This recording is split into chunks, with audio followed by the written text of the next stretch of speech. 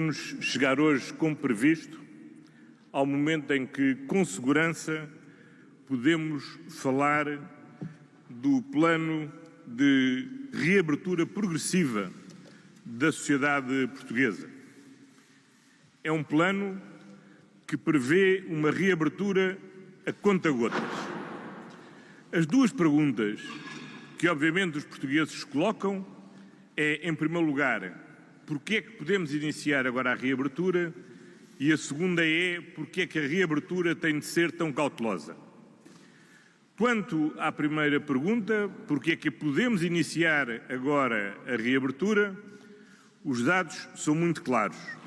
Nós estamos hoje, felizmente, já abaixo de um número de novos casos por 100 mil habitantes a 14 dias, claramente abaixo da linha de risco que todos os especialistas consensualizaram como a aceitável. Hoje temos um nível de novos casos por 100 mil habitantes de 105, francamente abaixo dos 240 novos casos por 100 mil habitantes a 14 dias. Segunda pergunta, porquê é que temos que o fazer com toda a cautela? Porque se hoje estamos muito melhor do que estávamos há 2 semanas atrás, continuamos ainda a estar numa situação pior do que aquela que estávamos a 11 de setembro, quando decretámos o primeiro estado de contingência, e a 4 de maio do ano passado, quando iniciámos o primeiro desconfinamento. Por isso, podemos começar a abrir com segurança, mas essa abertura tem que ser uma abertura prudente, cautelosa, gradual, como eu disse, a conta-gotas. Por isso, regras gerais que temos de aplicar.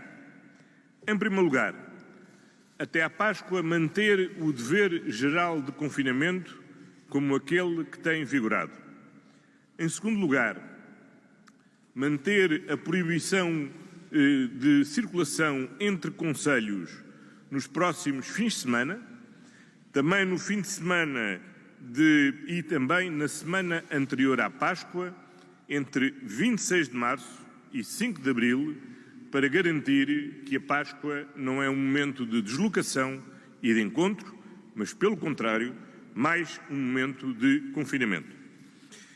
A abertura terá um calendário que resulta da avaliação de risco de cada uma das atividades e da sua correlação com o risco da pandemia que o conjunto de especialistas do Instituto Nacional de Saúde Pública e da Escola de Saúde Pública, da professora Raquel Duarte e do professor Óscar Felgueiras vieram a definir e com base no qual o Governo tomou as decisões. Temos, por isso, um calendário de reabertura que se inicia a 15 de março e que se prolonga até ao dia 3 de maio. Na próxima segunda-feira, 15 de março, gostaria de destacar as seguintes atividades que podem reiniciar-se. Primeiro, e que diz respeito às crianças, a reabertura das creches, dos jardins de infância e das escolas do primeiro ciclo. Em segundo lugar, e no que diz respeito à atividade comercial, voltarão a abrir as lojas de comércio local de bens não essenciais para venda ao postigo e também as livrarias. E também podem ser retomados as atividades de cabeleireiro, barbearia, manicures e similares.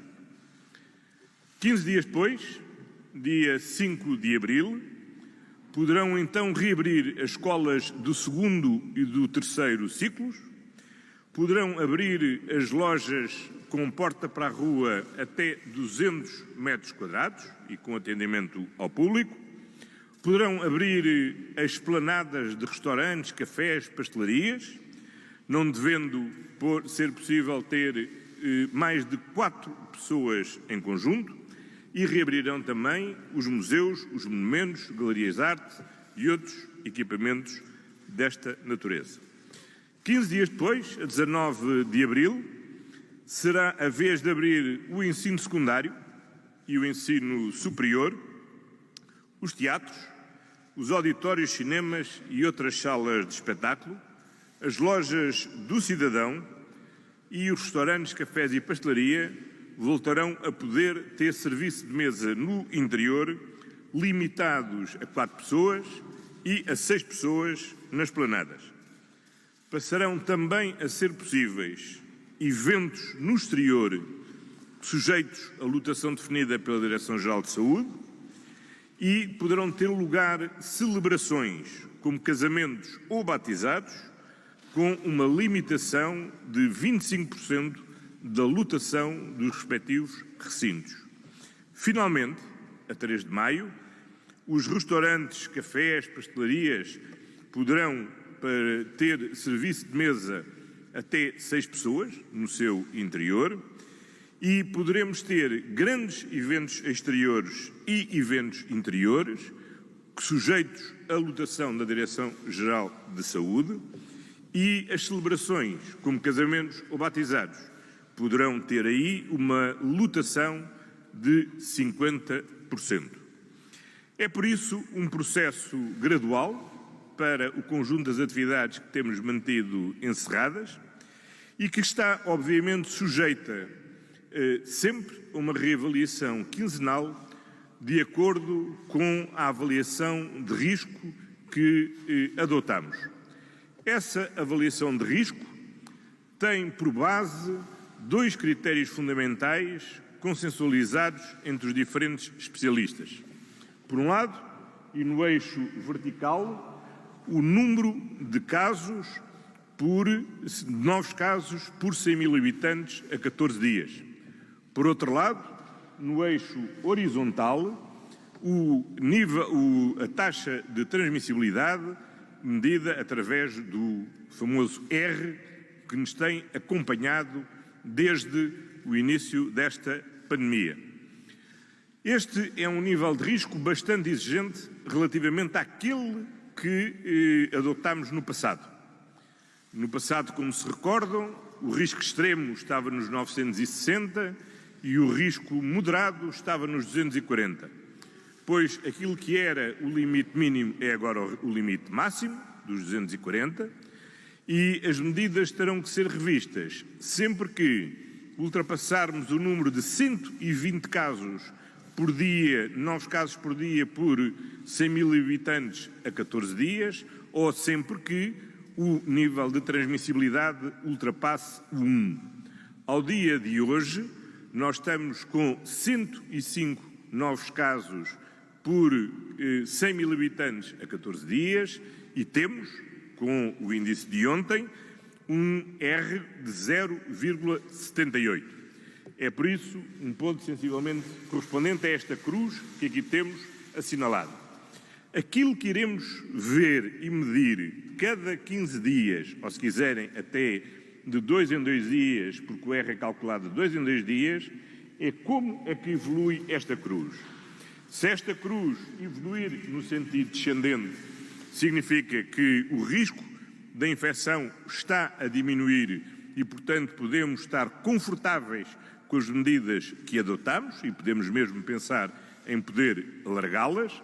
Conforme vamos evoluindo para um maior índice de transmissibilidade, significa que temos de tomar medidas cautelares para impedir que a degradação, que a situação da pandemia se degrade, e se subirmos também acima dos 120, ou seja, um maior número de casos, significa que a situação também se está a degradar e temos que tomar medidas.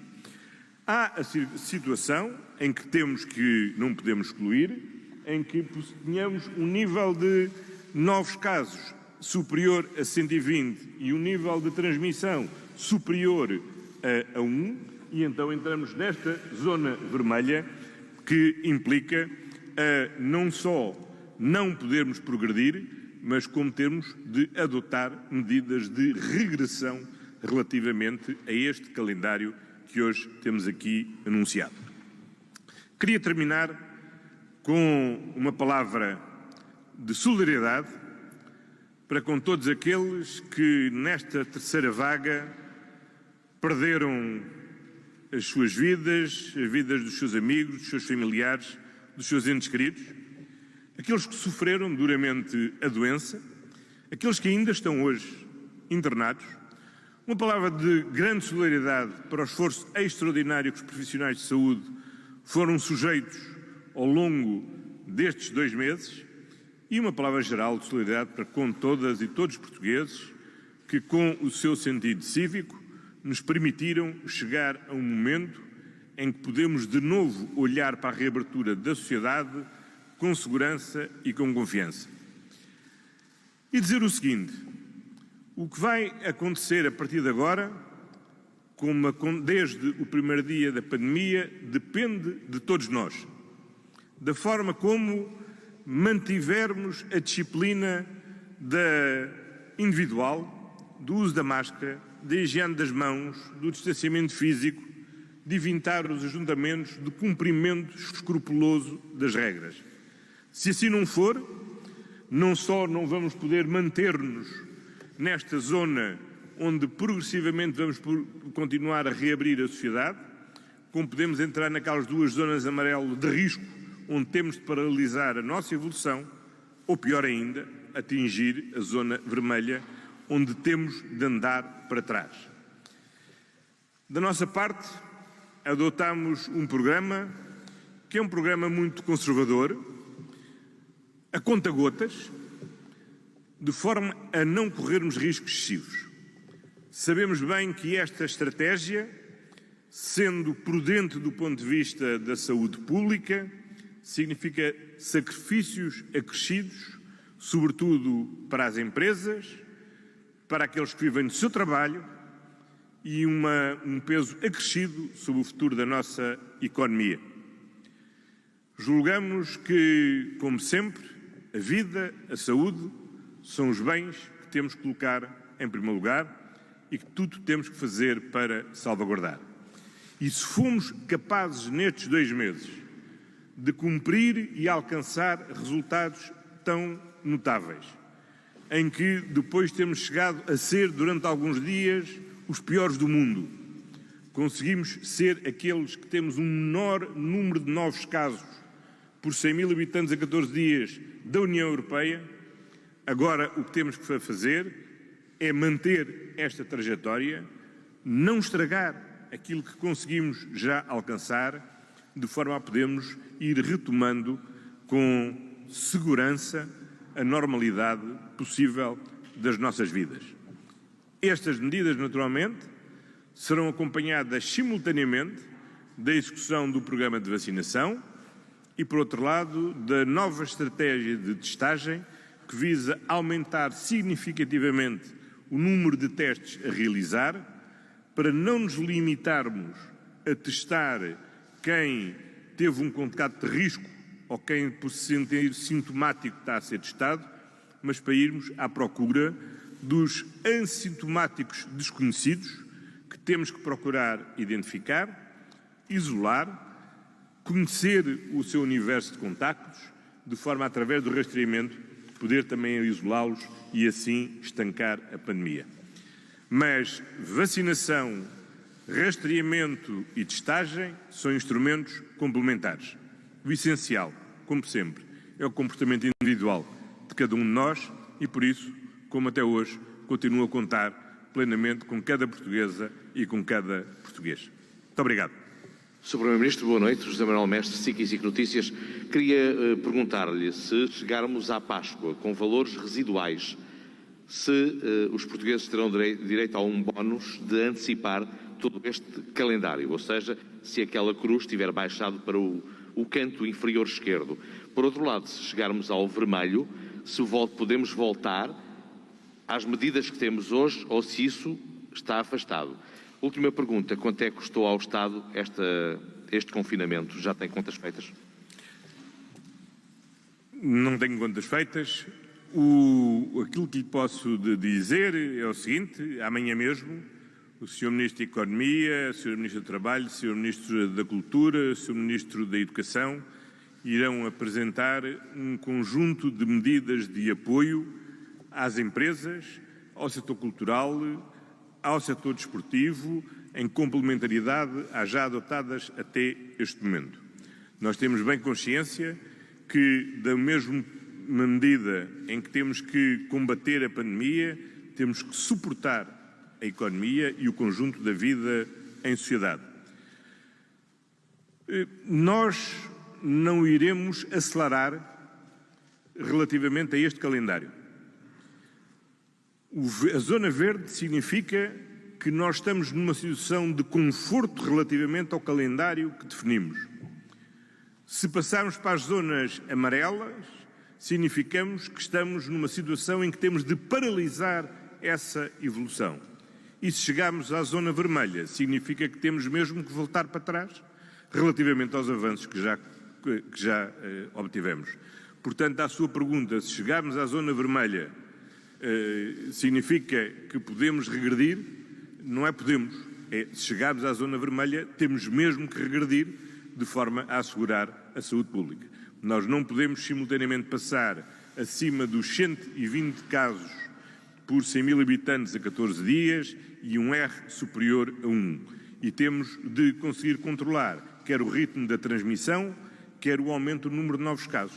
E isso depende de cada um de nós e se, enfim, as medidas, se a evolução da pandemia fizer aquele X andar no sentido contrário ao ponteiro dos relógios, significa mesmo que temos que fazer a nossa vida andar para trás. Muito boa noite. Lígia Veríssima, RTP, como está? Eu tenho aqui várias questões. Primeiro queria lhe perguntar... Então deixe-me apontar, são várias. Se chegarmos ao vermelho, como é que vai ser feito, enfim, esta flexibilidade que se tem falado que este plano também tem? A nível regional, será a nível concelhio, como sugeriu o Dr. Rui Rio? Será através das áreas metropolitanas e das comunidades intermunicipais, como sugeriu o Dr. José Luís Carneiro? Se nos pode dizer alguma coisa sobre isso. Depois quero saber se há um segundo plano a partir de 5 de maio, se está previsto. E não posso deixar de lhe perguntar em relação ao Presidente da República, tem havido alguma polémica pelo facto de ele hoje não falar ao país, é certo que está em viagem para o Vaticano, mas se ele concordou ou não com este plano ou se mostrou alguma reserva, como tem sido dito, e se nos pode dizer alguma coisa sobre isso. Muito obrigada. Bom, muito obrigado. Relativamente ao Sr. Presidente da República, creio que não há mistério nenhum. O Sr. Presidente da República vai realizar 2 visitas à Santa Sé e ao Reino de Espanha. O que combinámos entre nós é que, precisamente por isso, ele hoje não se dirigiria ao país, apresentaria eu hoje o conjunto deste plano de desconfinamento, sobre o qual tive naturalmente a oportunidade de trocar impressões com o Sr. Presidente da República, mas como é sabido, temos mantido sempre uma regra óbvia e que é fundamental para o bom funcionamento entre todos, que é, eu nunca comentei uma conversa com o Presidente da República, o Presidente da República nunca comentou uma conversa comigo e a conversa que tivemos só estávamos os dois. Portanto, tudo o que eu tenho lido sobre essa conversa seguramente não me tem por fonte a mim, seguramente não me tem por fonte do Sr. Presidente da República e, portanto, são puras especulações. Relativamente ao dia 5 de maio, sim, chegados a 5 de maio, teremos que avaliar a situação em que estamos, se devemos e se estamos em condições de dar mais passos em frente, ou se a prudência manda que fiquemos em 5 de maio no ponto em que nos encontramos no dia 5 de maio. Nós vamos fazer um desconfinamento de acordo com critérios nacionais e será todo o país a desconfinar, mas o confinamento naturalmente será tão local quanto possível. Como é sabido, no estudo da professora Raquel Duarte e do professor Oscar Falgueiras e da sua equipa, a sugestão que é feita é que para além do concelho onde existe a situação de risco, seja também alargada aos concelhos limítrofes, porque a experiência nos ensinou que quando um foco começa num concelho, rapidamente se alastra aos concelhos limítrofes. Pedro Nunes Fonseca, Agência Lusa. Eu volto só à questão da minha colega para recordar aquilo que o Sr. Primeiro-Ministro disse há 15 dias, que todas as medidas que têm sido tomadas em total consonância com o Sr. Presidente da República. Eu pergunto-lhe se estas medidas de desconfinamento, sobretudo aquelas antes da Páscoa, foram tomadas em consonância com o Sr. Presidente da República. O segundo ponto, em relação à estratégia de testagem e de rastreios. Quando é que começa essa testagem em massa e que meios é que vai ter para as equipas de rastreio? Porque é uma das críticas que se fazem, é que não tem sido eficaz neste ponto, nesse ponto, era isso. Bom, relativamente ao Sr. Presidente da República, como já tive a oportunidade de dizer, eu nunca falo sobre as conversas com o Sr. Presidente da República. O Sr. Presidente da República tem-o feito também, como o Sr. Presidente da República tem dito repetidas vezes publicamente, e creio que ainda ontem o disse, ou antes de ontem o disse, em matéria de combate à pandemia tem existido sempre total solidariedade institucional entre Governo, Presidente, Assembleia da República, além de mais porque grande parte destas medidas decorrem do estado de emergência, que é decretado pelo Sr. Presidente por sua iniciativa, que requerem uma autorização da Assembleia da República e que finalmente ao Governo cabe simplesmente regulamentar. Havia outra questão que tinha... relativamente às equipas. Bom, como é sabido, hoje, neste momento, temos com a situação de rastreio perfeitamente assegurada, a cumprir todos os prazos que estão definidos como critérios secundários para avaliar a evolução da pandemia e temos hoje uma capacidade em harmónio de aumentar a capacidade de rastreio sempre que é necessário, designadamente com recurso aos elementos das Forças Armadas ou outros elementos civis, outros servidores do Estado civis que o podem e estão preparados para o fazer. Já houve uma altura que tivemos muitas pessoas, na fase mais crítica da crise. Hoje, felizmente, precisamos de menos rastreadores, mas estamos a cumprir o plano de rastreamento nos prazos estabelecidos e, portanto, neste momento, estamos em condições de assegurar que assim vai continuar. Boa noite, João Trugal, Antena 1. Relativamente à questão do dever geral de confinamento, que referiu que se vai prolongar, a minha pergunta é, se tudo correr bem, esse dever prolonga-se até quando? Só até à Páscoa e a partir da Páscoa termina, portanto não ficou muito claro na sua declaração. Ainda a propósito do que pode mudar entretanto, se passando para a zona laranja, que tipo de medidas, assumindo que na linha vermelha seja um confinamento total em moldes idênticos ao de agora, na parte laranja também não ficou claro que tipo de medidas é que podem ser apresentadas. Finalmente, uma terceira questão. No Infarmed houve quem sugerisse, especialistas, uma redução nos transportes públicos para 25%. Está prevista alguma medida, alguma mudança nos transportes públicos ou fica tudo igual? Obrigado. Bom, relativamente, como sabe, ao longo deste ano a Direção-Geral de Saúde estabeleceu um conjunto de normas para os mais diversos eventos, desde celebrações religiosas aos transportes públicos. Todas essas medidas são repostas, estão em vigor e serão mantidas em vigor.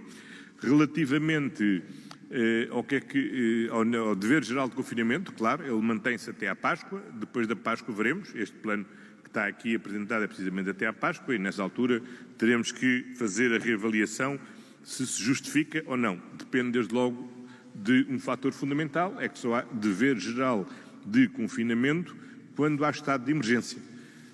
Não havendo estado de emergência, nós adotámos já outra figura, a que designámos de dever cívico de recolhimento, que é compatível com a ausência de estado de emergência, mas para a existência de estado de emergência depende desde logo de uma iniciativa do Sr. Presidente da República.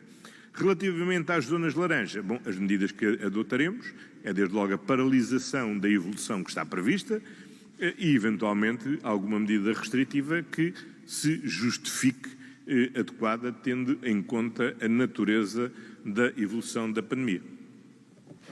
Sr. Primeiro-Ministro, Gonçalo Cabral, da TVI, eu queria perceber quais são as atividades que ficam para lá de 5 de maio, quais são as atividades previstas para abrir. Em relação ao recolher obrigatório e à questão do dever geral de confinamento, queria perceber as horas, depois se vão se manter ou não. E também já agora queria perceber, uma vez que todo este desconfinamento também poderá depender do plano de vacinação, temos tido ao longo dos últimos meses, como são conhecidos, alguns constrangimentos no que toca à distribuição de vacinas. Eu queria perceber em que ponto é que estamos e se isso pode ou não influenciar aquilo que está traçado e o plano futuro para depois deste primeiro plano, para além de 5 de maio. Muito obrigado. Muito bem, começando pelo fim e pela vacinação, é sabido que a produção mundial de vacinas tem sido inferior ao previsto, o número de vacinas recebidas pela União Europeia tem sido inferior e, portanto, as que nos são atribuídas têm sido inferior. Isso levou a um reajustamento do plano de vacinação, mas ele tem vindo a ser cumprido e, quanto às metas que neste momento estavam estabelecidas, vão ser cumpridas. No final deste mês teremos 80% dos maiores de 80 anos vacinados, já temos integralmente vacinados todos aqueles que têm entre 50 e 65 anos sofrem daquelas comorbilidades, já estão vacinados. Está em curso o programa de vacinação daqueles que têm entre 65 e 79 anos com comorbilidades, a quem até agora não era recomendável a aplicação da vacina da AstraZeneca. Relativamente às funções essenciais do Estado, o programa de vacinação está completo ou está em curso. Relativamente a novos setores essenciais, como os profissionais dos estabelecimentos educativos, está já calendarizado o seu processo de vacinação. Portanto, ele está a decorrer e mantemos o objetivo, que continua a ser para nós possível, de que possamos chegar ao final do verão com 70% da população devidamente vacinada. Portanto, esse é o calendário. Contudo, nesta fase, os níveis de vacinação ainda são muito insuficientes para serem um condicionante do programa de desconfinamento. Portanto, não foi um dos critérios adotados, ainda é cedo para termos esse fator como um fator do programa de desconfinamento. Relativamente aos horários, portanto, os horários gerais mantêm-se encerramentos às 21 horas. Relativamente ao fim de semana, às 13 horas, com exceção dos takeaways, etc., que podem ser até mais tarde. Relativamente ao calendário da restauração, esse está previsto no quadro que vos foi distribuído. Numa primeira fase, encerramento às 13, numa segunda fase, encerramento com abertura, funcionamento ao fim de semana até às 22 horas e numa fase final, também com abertura ao fim de semana até às 22 horas. Boa noite. Rita Tavares, do Observador. Queria perguntar-lhe sobre uma conversa que não é uma conversa privada com o Presidente da República, mas é algo que o Presidente escreveu no decreto do estado de emergência, em que deveria haver um plano faseado de reabertura das escolas com base em critérios objetivos e respeitando os desígnios de saúde pública, designadamente articulado com testagem, rastreamento e vacinação. Gostava de saber onde é que está este plano, como é que estão a garantir até segunda-feira que há a tal testagem massiva da população escolar e também a inclusão dos professores e imagino que educadores de infância também no plano de vacinação. Perguntava-lhe sobre isto concretamente. Sobre a reabertura de fronteiras, não há nada previsto ainda. Eu não percebi, vai ser reavaliado ao fim destes primeiros 3 meses deste plano que apresentou aqui? Como é que é feita essa reavaliação? Depois, a partir daí, programa-se para mais 3 meses?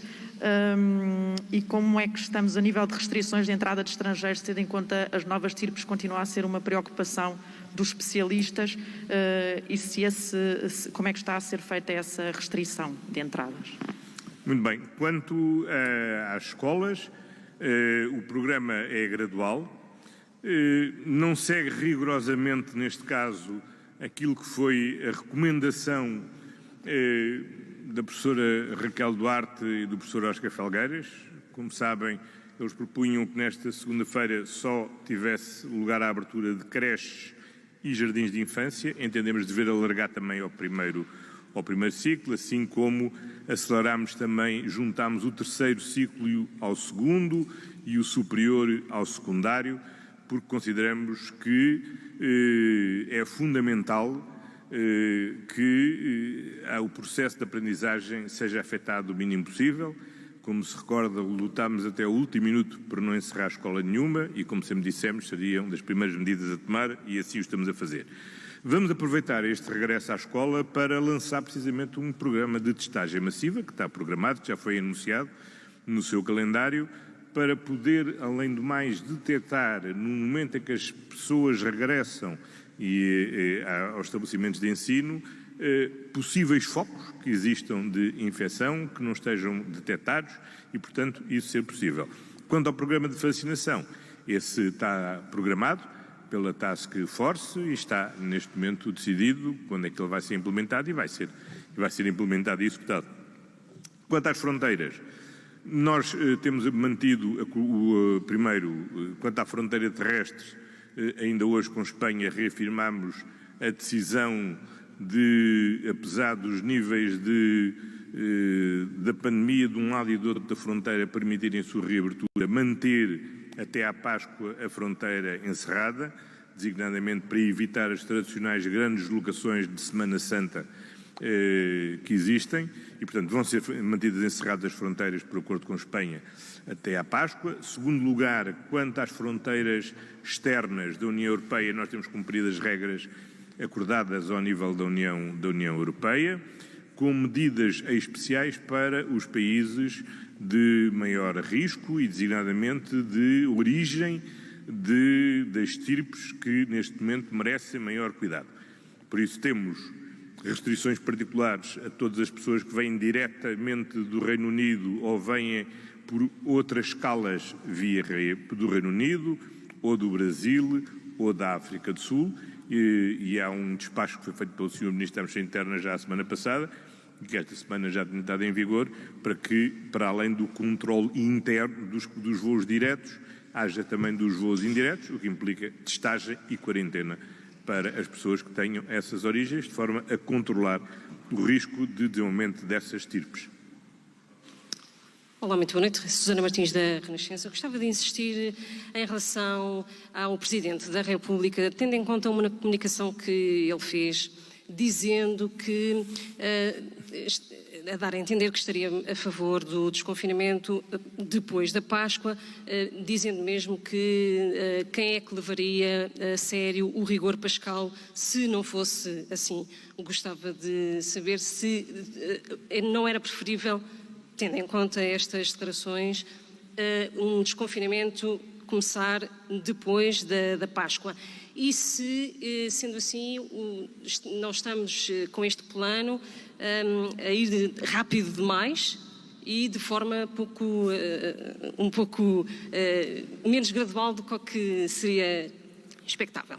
Em relação aos testes nas escolas, gostava também de insistir na questão se não teria sido preferível testar primeiro e começar as aulas depois, uma semana,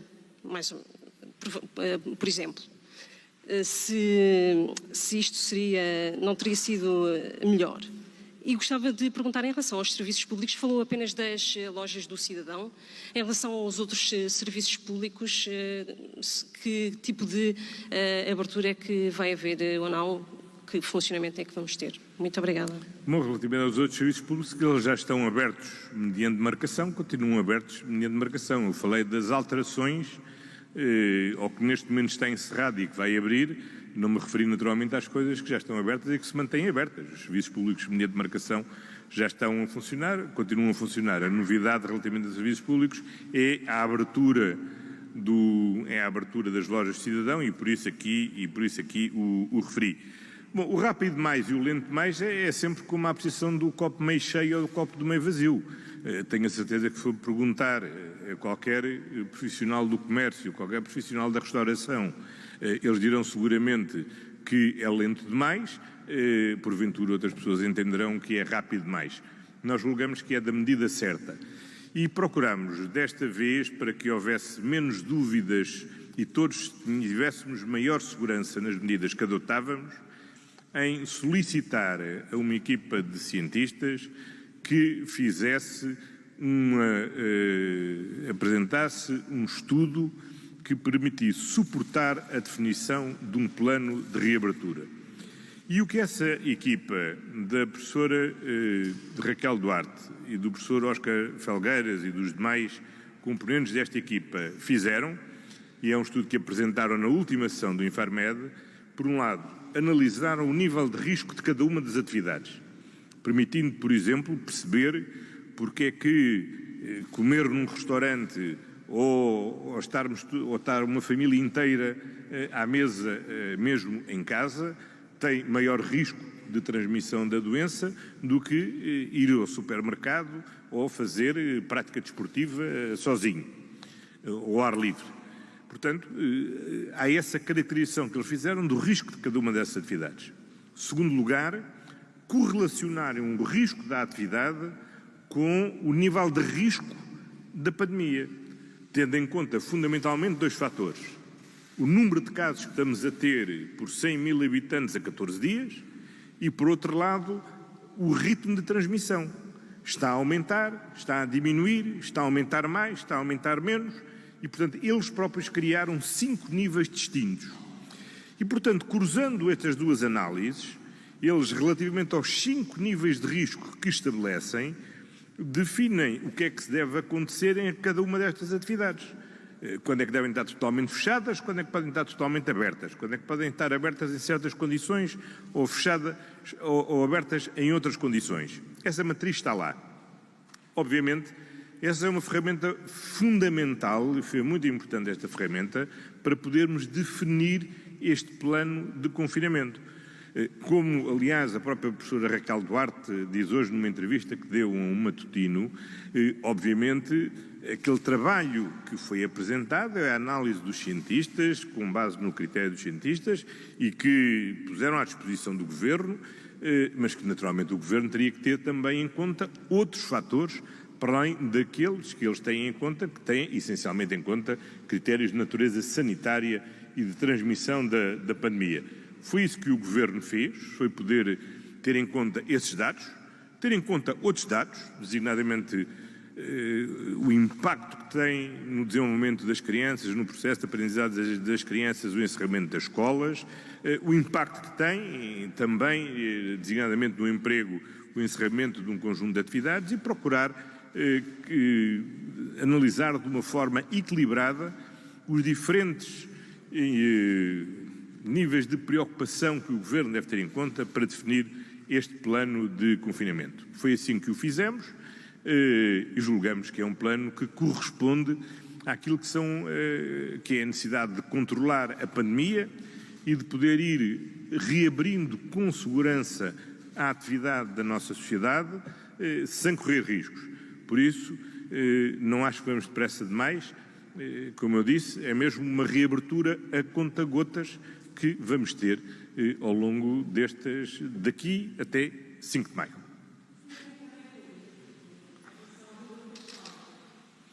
Para ver, quanto ao Sr. Presidente da República, ouça, nada como perguntar ao Sr. Presidente da República. Eu sei que nós temos uma grande solidariedade institucional, até solidariedade estratégica nesta matéria, mas apesar de tudo eu não sou porta-voz do Sr. Presidente da República e, portanto, não vou estar aqui a falar por conta do Sr. Presidente da República, não tenho mandado para isso e o Sr. Presidente da República, se quiser responder a essa questão, certamente responderá se lhe a colocar. Viva! Filipe Santa Bárbara para a TSF. Sr. Primeiro-Ministro, tinha aqui umas questões, uma também de outro órgão que não está presente e, portanto, vou passar a ler. Como é que o Governo vai controlar a evolução daquele gráfico de risco? De que forma e com que prazo temporal será divulgada a informação sobre os indicadores? Queria-lhe também perguntar, porque não sei se o entendi bem, mas falou sobre o R estar ontem em 0,72. 78. 71. 78. 78. Ok. O líder da oposição, o Dr. Rui Rio, ontem, citando o Presidente da República, falava num R de 0,9.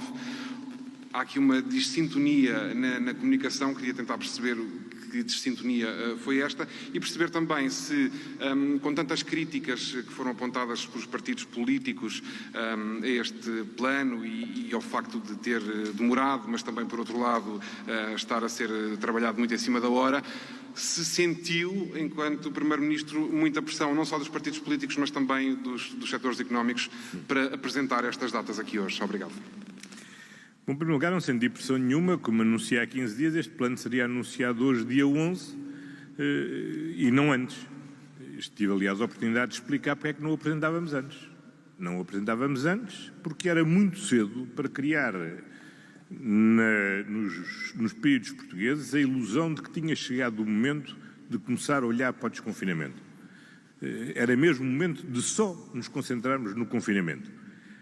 Graças aos portugueses, chegámos a um momento onde, felizmente, com segurança, podemos começar a olhar para darmos um primeiro passo do desconfinamento. Um passo relativamente modesto. Creches, jardins de infância, primeiro ciclo, cabeleireiros, barbeiros, pequeno comércio local com venda ao postigo. É um passo pequeno, mas é um passo muito importante. Daqui a 15 dias espero que tudo corra bem e possamos estar a dar o outro passo e poder começar a abrir outras atividades, a alargar os níveis de ensino onde acessíveis para as crianças poderem frequentar. Mas temos que continuar a fazer isto a conta-gotas, com toda a cautela, para que nunca cheguemos àquele quadrante vermelho, nunca entremos sequer nos quadrantes amarelos e possamos manter-nos confortáveis no quadrante verde.